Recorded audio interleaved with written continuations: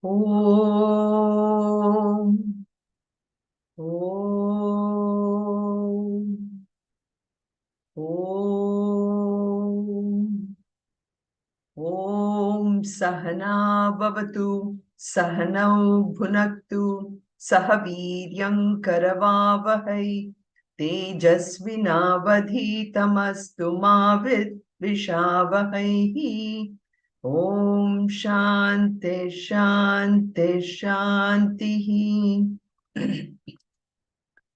Om Parthaya Pratibodhitam Bhagavata Narayanena Swayam Vyasena Gratitam Purana Muninam Madhye Mahabharatam Advaitam Vridavarshinim Bhagavatim Ashtadashadhyayinim Ambatvam Anusantatami Bhagavad Gita Bhavatveshini Namostute Vyasa Vishana Buddhe Pulla Ravindayata Patra Netra Yena Tvaya Bharata Taila Purnaha Prajvalito Jnanamayah Pradipaha Prapanna Parijataya Totra Vetraikapane Jnanamudraya Krishnaya Geetam Vridaduhe Namaha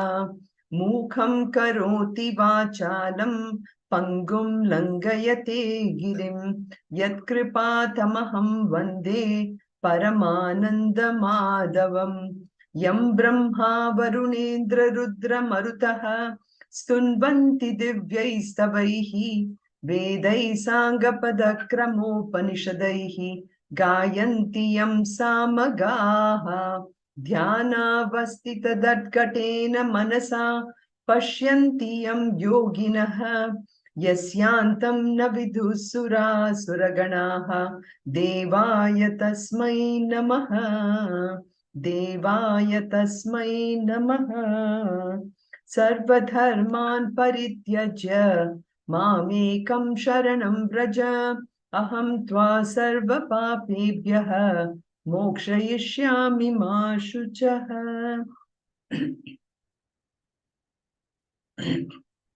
So we are coming to almost the second last lecture of the 8th chapter. And as I said last time too, in this chapter, we are seeing a shift from the first 6 verses where we are looking at now what is the relation of myself with the world, and then from the world to beyond. So almost from the 15th chapter up to the 22nd verse, and today we'll be taking the 23rd and beyond, Sri Krishna is actually comparing the two different forms of our human goals. One which is actually a goal which is obtainable by karma, which is how we function in the world. So in the world, for us, materialism sometimes is the goal, and the idea is how can I attain this? And in some sense, karma yoga is what is portrayed in the first 6 chapters of Bhagavad Gita. So in this, you see a variety of actions, both Laukika, that is of the world, and also in terms of Vaidika, what kind of goals can be attained by trying to bring to the gods for a higher, an elevation from where we are, So in this, both scriptural, non-scriptural, secular, religious, all this comes under that goals which are attained by karma yoga. So these can definitely give us the set of results which we are looking for. But then there is also another goal which is beyond all the goals that are obtained by karma, which can be obtained, interestingly enough, only by not focusing on karma at all, not focusing on what is attainable by karma, but by upasana.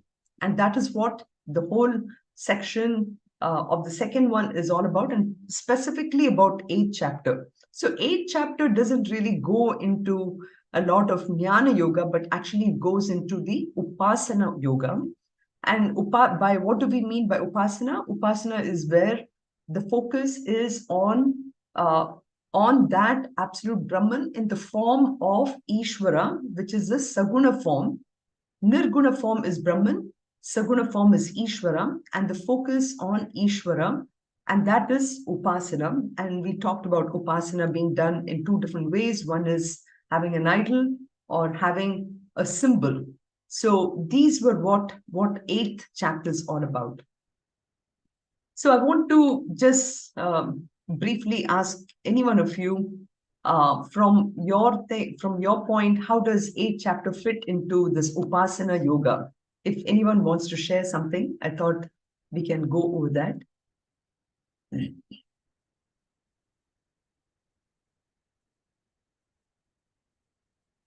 So like we talked about, the goal which we attain from Karma Yoga, they're mostly finite.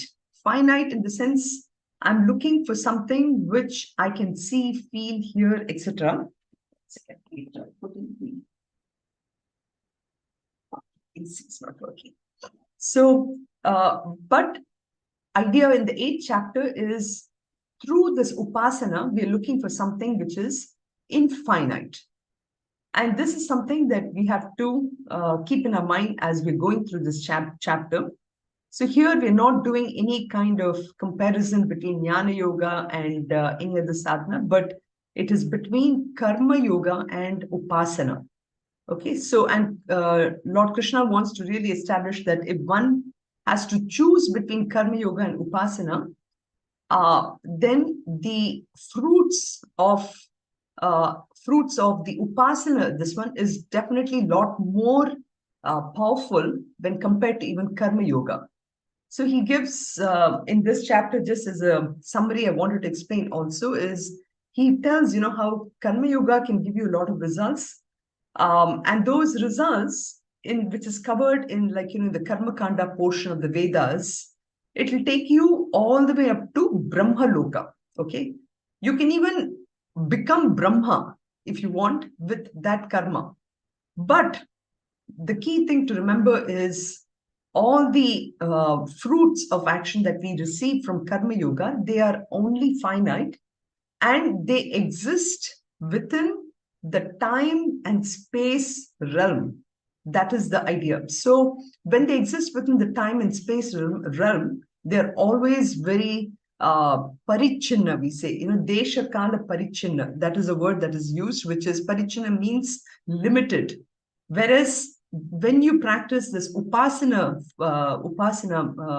yoga, or if you want to call this yoga, upasana yoga, then what happens is one gets all the way up to what we would call this as Krama Mukti. Krama Mukti is where you go up to Brahma Loka, and from Brahma Loka, there is an easy transition to that absolute liberation of moksha. So that is Krama Mukti.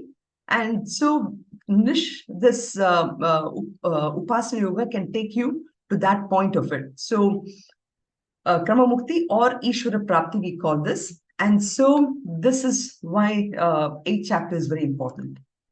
So just a little bit of a recap before we go into that two goals.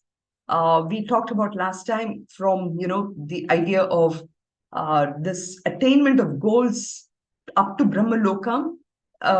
Even though these are not like, a ladder which I can see or feel, but then our rishis, they have actually come out with saying that beyond this loka where we are in right now, which is earth, there is bhuloka, all the way up to Brahma Loka, there is, you can actually go.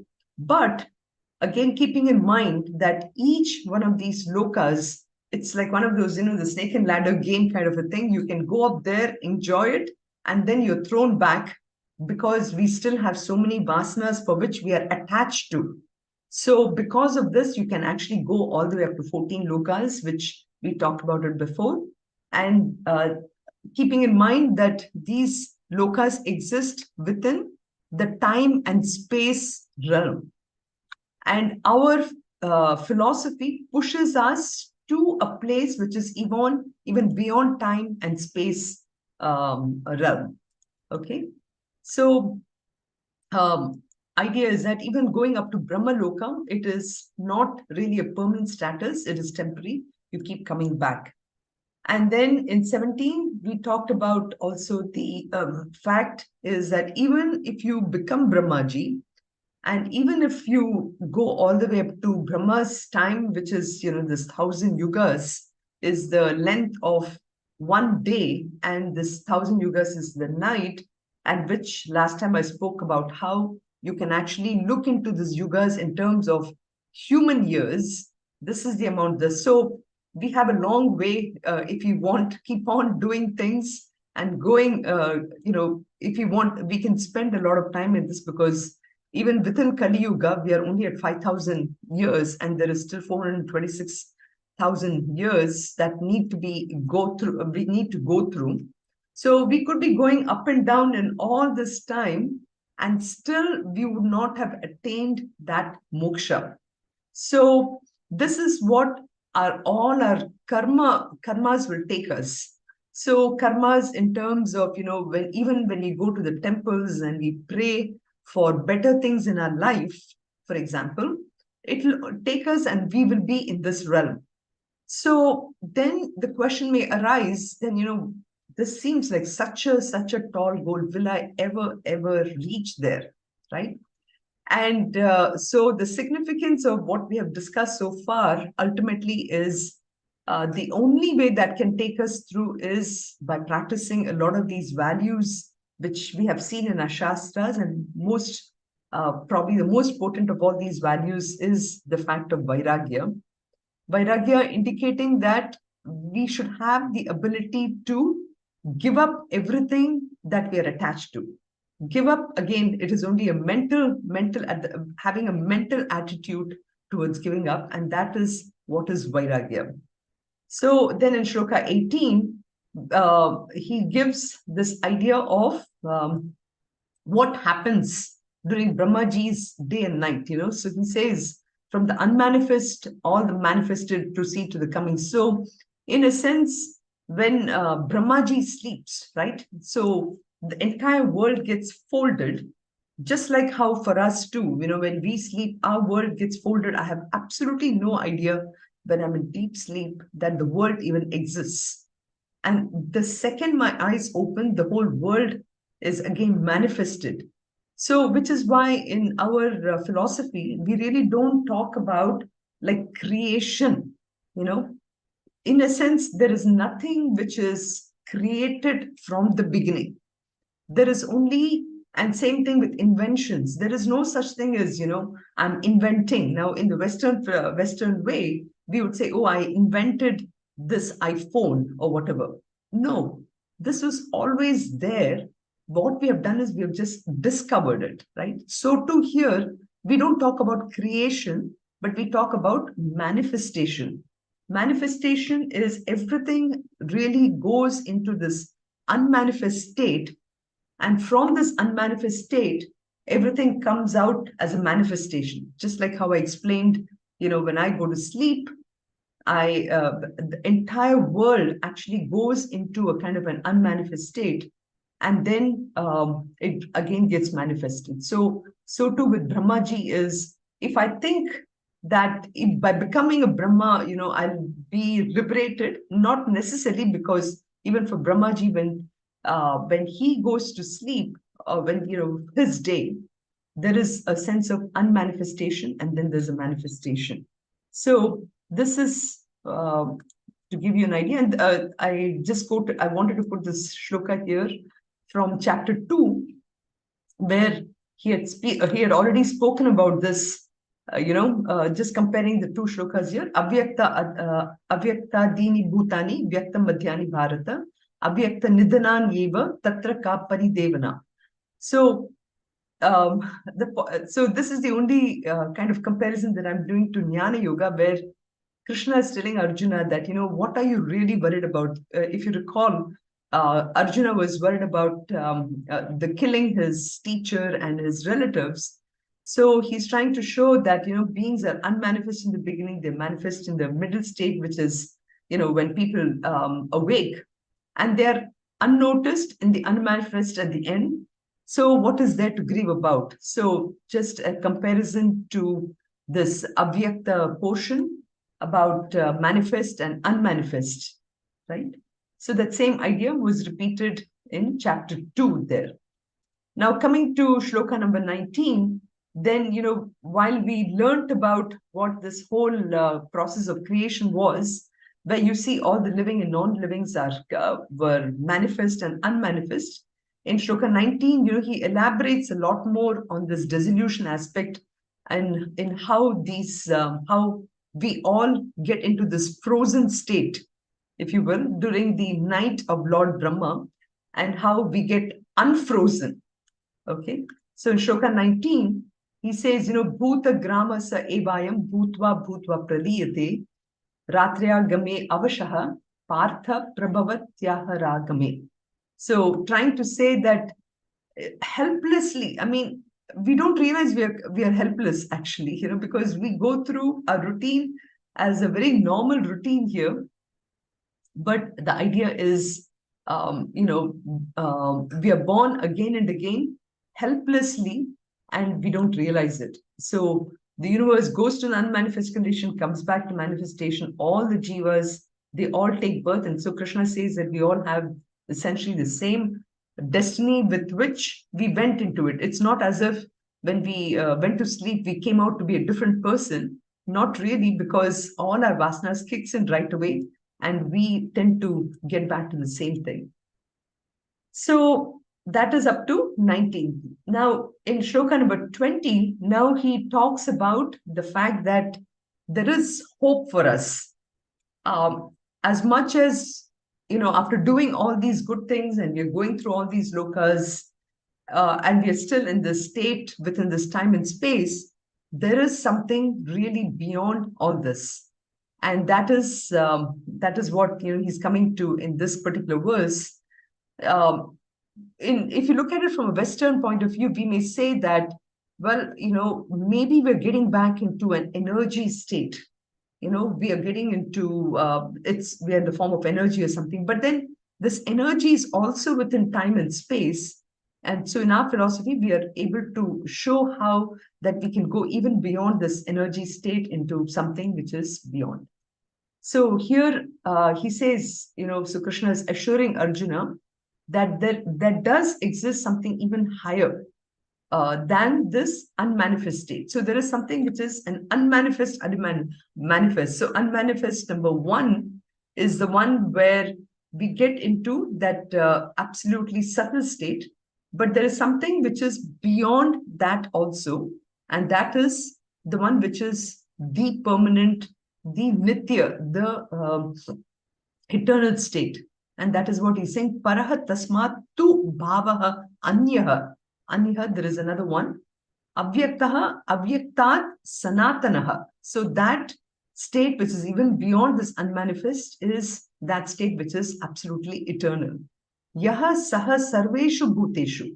That place when all the beings and all the worlds are destroyed. Nashyastu na vinashyati. So this particular unmanifest is not destroyed. So so he talks about that state here.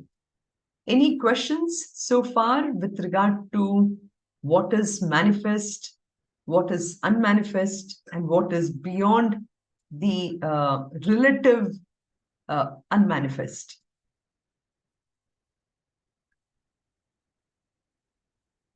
So here I have this, to understand this, so we can, as I explained already, the waking, dream, and deep sleep states. So our material world is basically conditioned by this time and space, which I experience in the waking world. And actually, I experience the same time and space even when I go to sleep, when I start dreaming and everything, right?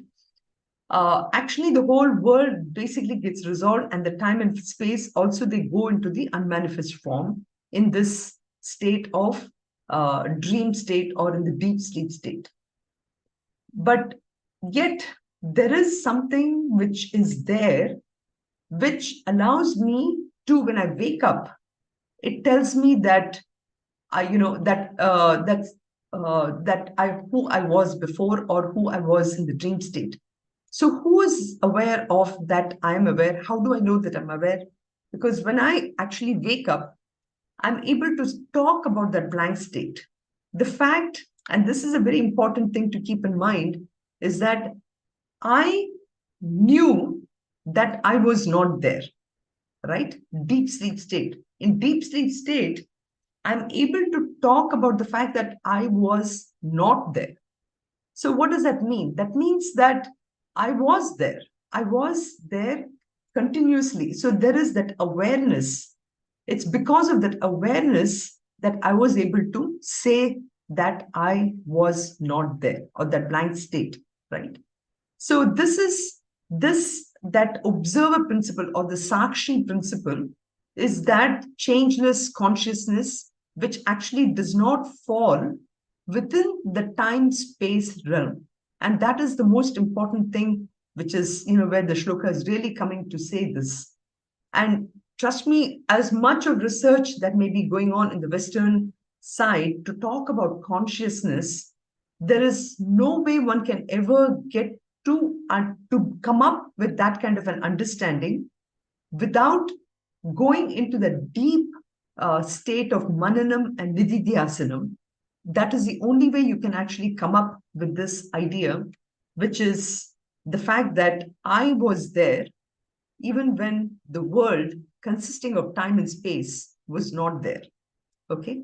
So that part of it is where Krishna brings about this aspect of the Sakshi Bhava, and he will come up later to talk about how that is that absolute Satyam Jnanam Anantam.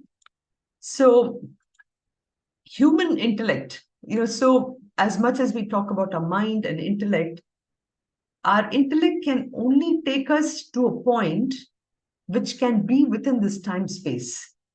And until that intellect gets sufficiently sensitized, until it is prepared, we need that absolute form. We need that absolute form in a form. Okay, that is the whole idea of, again, bringing back in this 8th chapter about the need for upasana, because without that upasana, we'll never be able to conceive of that absolute.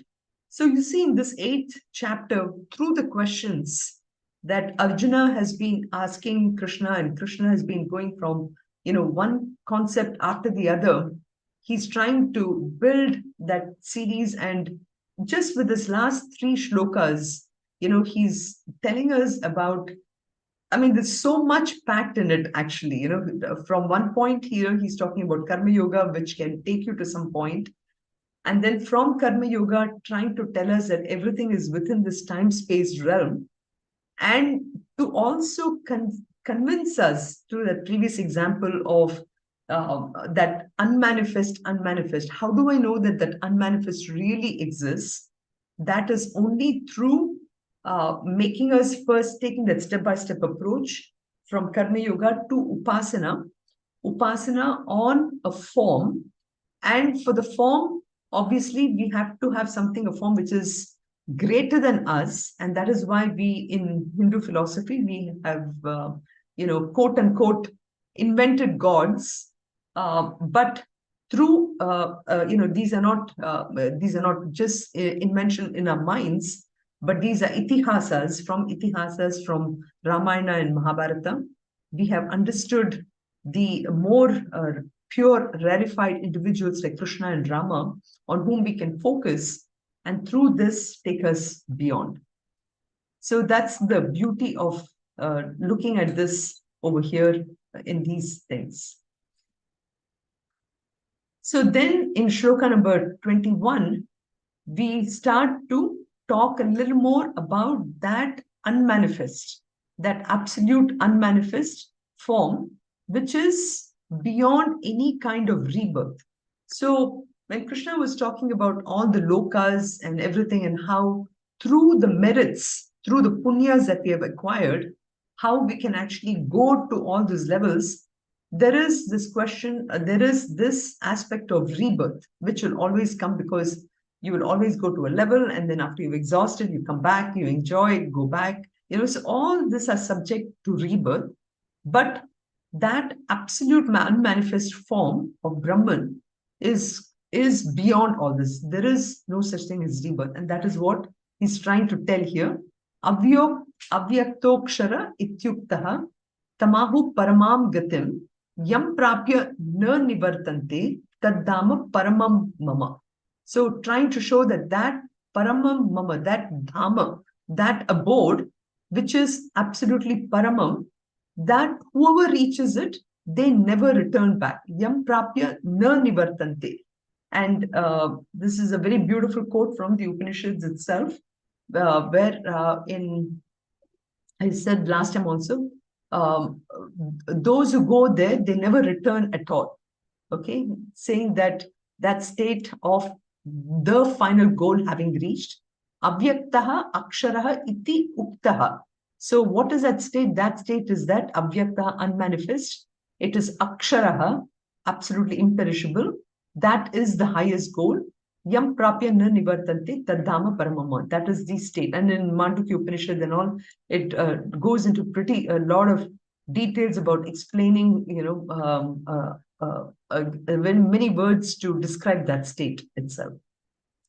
So to reach that state of that absolute unmanifest Brahman, it doesn't involve travel at all. Travel in the sense, there is nothing that I need to achieve. There is nothing that I need to do as such, because the moment we talk of even doing, all that exists within that time-space realm, right? So that is why he says, Tad mama paramam dhama. That means that state is the absolute state.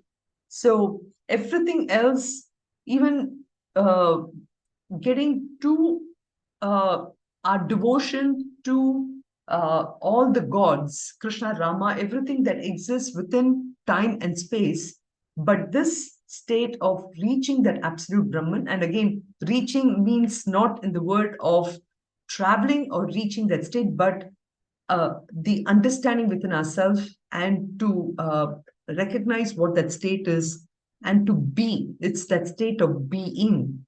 That state is what he's referring to here. Any thoughts or any questions?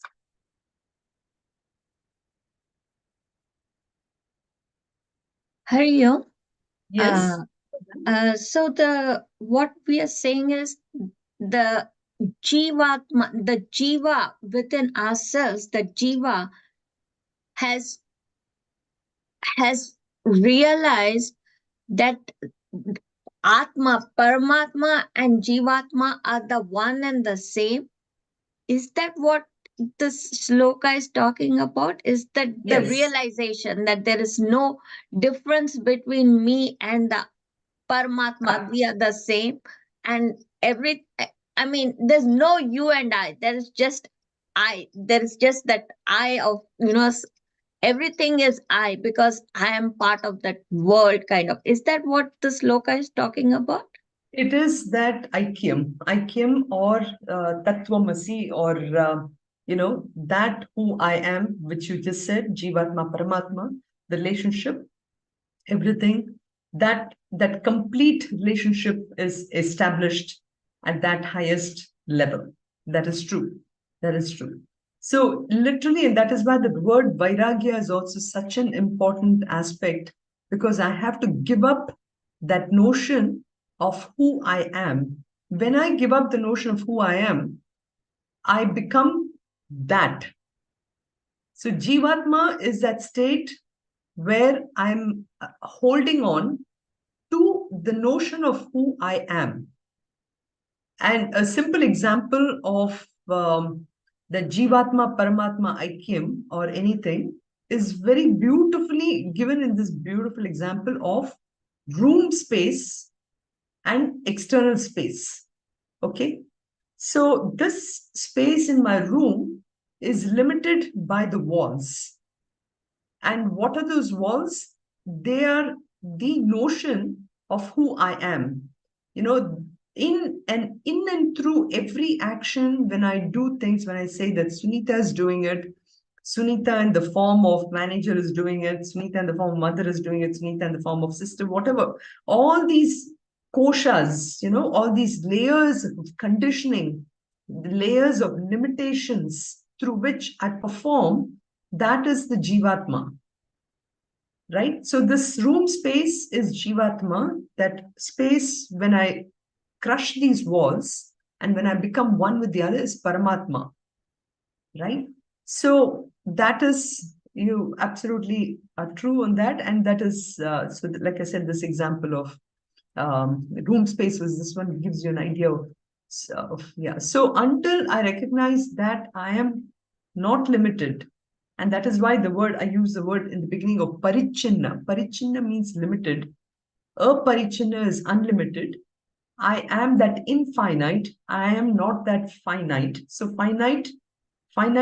finitude in the world requires all these labels through which I perform. So this section is it, so that you're right. So shloka number up to 21, you see how the flow has been, where you go from first understanding what are those worlds in which I have to traverse through, even if I do a lot of good things, a lot of good karmas, still it is nothing but karma. I need to get into the state of upasana. That is very important. So the first 6 chapters karma, the next 6 chapters is all about the description of that infinite. And to describe the infinite, first I have to bring a little bit of a finitude, in the sense I need to elevate myself, just like how in regular world we always have role models who are better than us.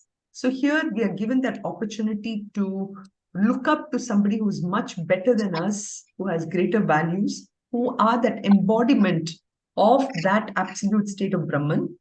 And so it's a step-by-step approach to that state. But in 8th chapter, he doesn't go. There's only a little bit of, he talks a little bit of Brahman here and there, but not much at all. So you see, it's a very practical chapter from that point.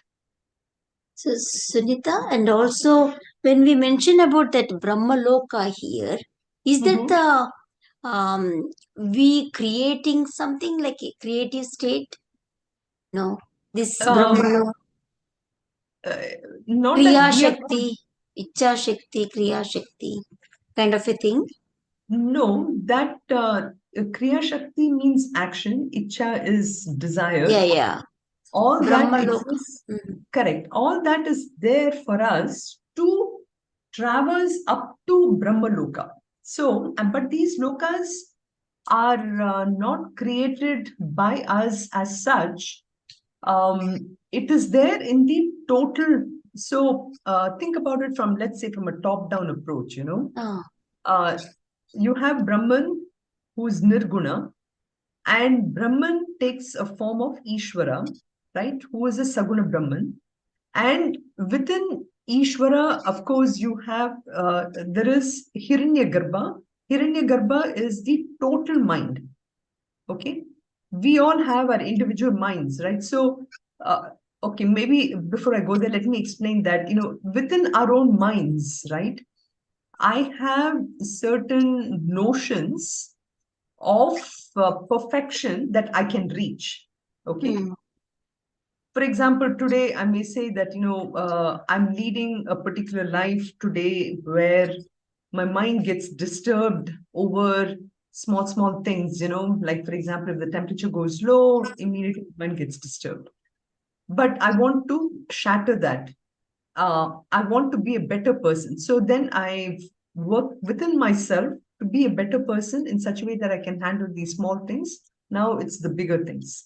So it's all within my mind that I'm trying to go through, and I'm trying to solve this. So too, we are all part of this cosmos. We are all part of that Ishvara principle. And Ishvara is not anywhere else. It's the combined sattvic guna of all of us is what is Ishvara, right? Yeah. Now, in that Ishvara, we have a total mind. Now, in this total mind also, we have this levels of evolution. So that is what we're talking about. It's all within the time and space. It is within, it's not a physical area where we are going to. Oh, okay. But this Icha Shakti and Kriya Shakti, all of them will help us traverse through all these levels. Yeah. Thank you, Sunita. So, starting with now what we're going to go through, in shloka number 22, you will see that he starts to, now we're coming to some really practical shlokas, you know. He starts to describe the words by which one returns to samsara. Actually, you know, he will come up and he'll talk about two types of paths, okay? One path is where you continuously work hard towards moving upward and upward, you know, again, evolving within ourselves and finally reaching that absolute state of Brahman. The second thing he talks about is the path by which you keep coming back. You know, so that's what he would say. So we will chant the shloka. Purusha saparav partha, Purusha saparav partha, bhaktya labhyastvananyaya, bhaktya labhyastvananyaya, yasyantasthani bhutani, yasyantasthani bhutani, yena sarvamidam tatam, yena sarvamidam tatam. So he's trying to show that the two paths, one is the path of no return, is the one is where Krishna would definitely recommend that we all go towards, you know, even though it's not an easy path. It is, you know, like in Kathopanishad, right? It says Shurasya Dhara. It's like the path of like a razor's edge, you know. At any moment, you're in this world of temptations all the time, right? And we're trying to lead a very spiritual path. How is that possible? So that's why it's a very, very difficult path, you know. But he says that the highest Purusha is absolutely possible. We can definitely attain that absolute state of Brahman, and that should be the highest goal which we should be striving for. So Purusha, meaning that absolute state, Saha Purushaha Saha Paraha Partha. So it is the highest, O Arjuna, Bhaktya Labhya tu Ananyaya. Ananyaya. Ananyaya by with by total focus on that goal. That should be the highest goal, and that is definitely possible. And it exists within, where does it exist? Yasyaha antasthani bhutani. It exists for all of us. It is there. There is no partiality, nothing. It is possible, within whom all beings dwell. And yena sarvam idam tatam. And by whom all this is pervaded. Okay, so that is definitely very much there. So that is really, I mean, Krishna is actually giving Arjuna the absolute surety. He says, you just totally, if you're convinced up to now, just focus completely on me. And this is exactly what a lot of the great saints, a lot of the Mahatmas have already done. One has to have this absolute pure Ananya Bhakti for Ishvara. And that Bhakti is not, when I talk about that Bhakti for Ishvara, doesn't mean that I do my prayers in the morning and then I go to work and I exhibit something else. No, he says that same Ishvara exists in everyone. So show that same love to everybody. Yasya antahastani bhutani. And it is, I am there in everyone. You know, yena sarvam idam tatam. That absolute thing is pervaded everywhere. So have that love in everything that you do, whether it is, when in the morning I'm just going to have my coffee and I make coffee for my spouse, or, make breakfast for my child, in there, have this kind of a devotion. Continue to have this devotion when I go to work. Continue to have this devotion when I come back. Everything, continue to do that. And that is what he's saying, And so then one may say, but is it really worth everything that I'm doing? And he's saying, absolutely. You just do this, and you can just have, but only thing I ask is this Ananya Bhakti. That is all I'm asking. And definitely it is possible. So that is the incentive he gives for us to have that absolute love for everyone. And that is, then he says, Yasya antahastani bhutani. So this Brahman is there in everybody. And I definitely want you to focus on that. And this is not limited only, of course, to my own family and friends and everyone, but from the absolutely the lowest species, all the way from an ant to an elephant, I'm there, and that I need to start focusing on that aspect. And yena sarvam idam tatam, which is I'm pervading everything. So it's not limited only to all these beings, but also both beings and non-living beings, everything I'm there. And so just, come to me in that regard. So he says that, and ananya bhaktya labhyaha. You can absolutely reach that through that absolute devotion.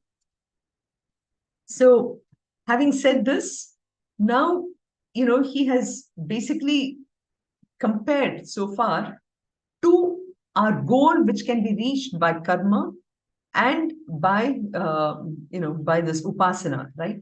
So he's made a comparison of that, and he's also, given us a lot of things to think about on how to reach this goal. So far, that has been what has been discussed. So from shloka number 23, now, he will really talk about what happens after the person dies. What are the two paths that is available for both of them? Okay. Yatra kane tvana vrittihi, yatra kane tu anavrittim, sorry, yatra kane tu anavrittim, avritim chaiva yoginaha, avritim chaiva yoginaha, prayata yanti tam kanam, prayata yanti tam kanam, vakshyami bharatarshaba, vakshyami bharatarshaba. So he's giving different, he's calling Arjuna by different names, So here he's calling Bharatarshaba, oh chief of Bharatas, very, again, trying to convince him. So on a different note, I want to tell you, we just finished this whole webinar series on Bhagavad Gita for contemporary business management and leadership, right?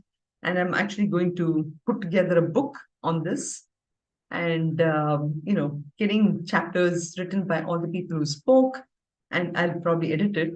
But on the same note, my next one is going to be Bhagavad Gita and psychology, actually. And the third one will be Bhagavad Gita and education.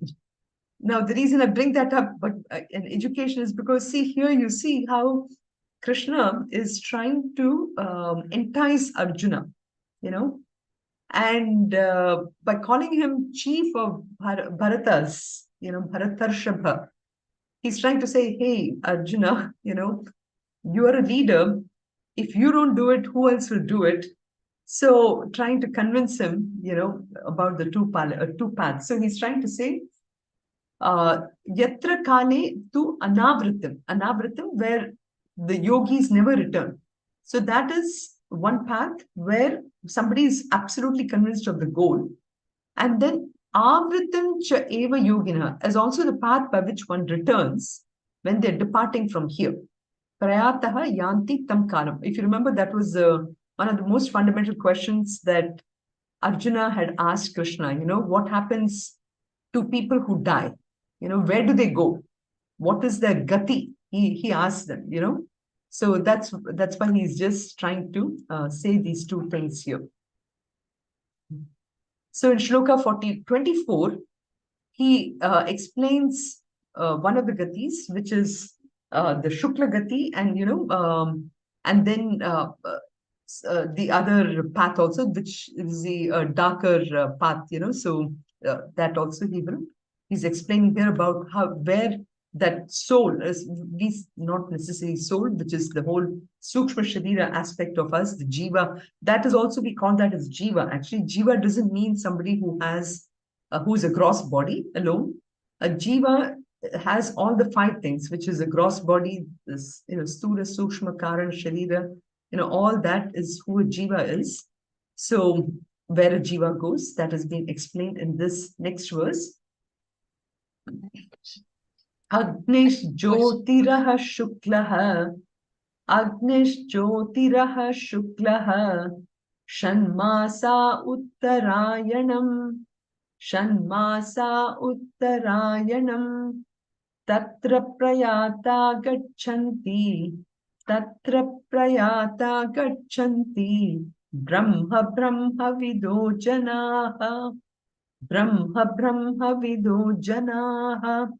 So he explains that bright path which people take, of the 2 paths, one of them he called this is a Shukla Gati. And he talks, Agnihi, Jyotihi, Aha Shuklaha.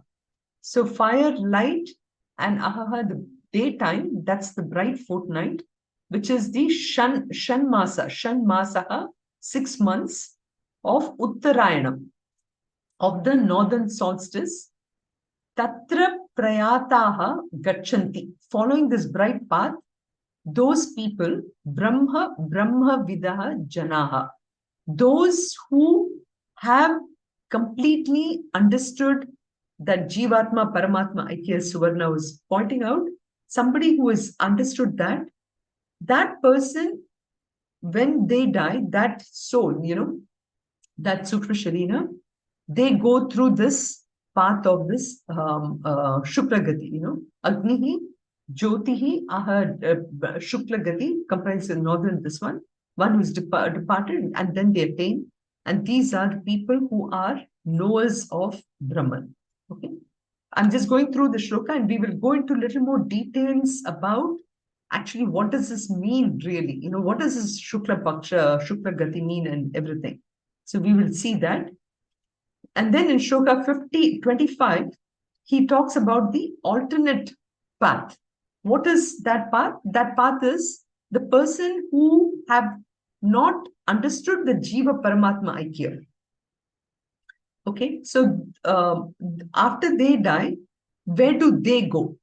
So that is also indicated. I mean, again, I'm somebody who has not understood philosophy or anything may say, how did these people really know this? I mean, I can understand some of our younger kids saying that, I just don't get it. I'm sorry, but this doesn't make any sense, Again, we're looking at it from our very limited vision of only what I see, I will believe in, right? But as I've said before too, is the very fact that I have a mind which I cannot see, and I attribute saying that this is my mind, indicates that I'm not just this gross body, but I am something beyond the gross body also, right? So in that sense, our rishis, they have done a lot of this experimentation in their own mind labs. And in their mind labs, they have actually come up with all these theories. And we have to be able to accept it, because there is absolutely no way any physical lab will prove it. And if you look at, there are so many journals out there today which talks about consciousness research, which talks about philosophical research, all this, and they go on and on about this consciousness and everything, which we know can never ever be measured. It's only through the mind, right? So in shloka 25, we will chant this. Dhumo ratristatha Krishnaha, Dhumo ratristatha Krishnaha, Shanmasa Dakshinayanam, Shanmasa Dakshinayanam, Tatra Chandramasam Jyotihi, Tatra Chandramasam Jyotihi, Yogi Prapya Nivartate, Yogi Prapya Nivartate. So he says the second path, which is, he called this as Chandramasam, the dark path of lunar light. Dhumaha. So that path has Dhumaha, Ratrihi, smoke, nighttime, and it is Krishnaha. Krishnaha, the word Krishna means dark, right? So Krishnaha, the dark fortnight. Shanmasa, that's the other 6 months of the Dakshinayanam. The earlier one was Uttarayanam. They go through Uttarayanam. Here it's the Dakshinayanam. And Tatra Chandramasa. Okay, following this dark path of lunar light and attaining it, the yogi returns. So the person keeps coming back again and again because he's following the dark path. And why is he following the dark path? That is also something which we have analyzed it. But next week, when we start the class, I will actually go into a little more on this mechanics of what does it mean Uttarayanam versus, Dakshinayanam. Because that part of it needs to be definitely explained in the context of where we are. So we'll stop it at this point.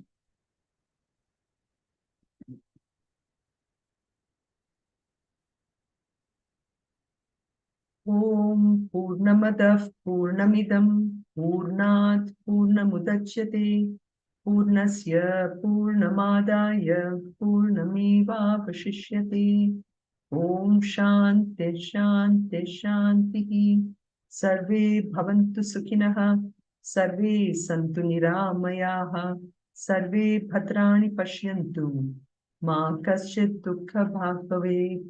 Om Shanti Shanti Shanti. Harihi Om Shri Gurubhyo Namaha. Harihi Om. Stop this. Namaste. Hari Om. Hari Om.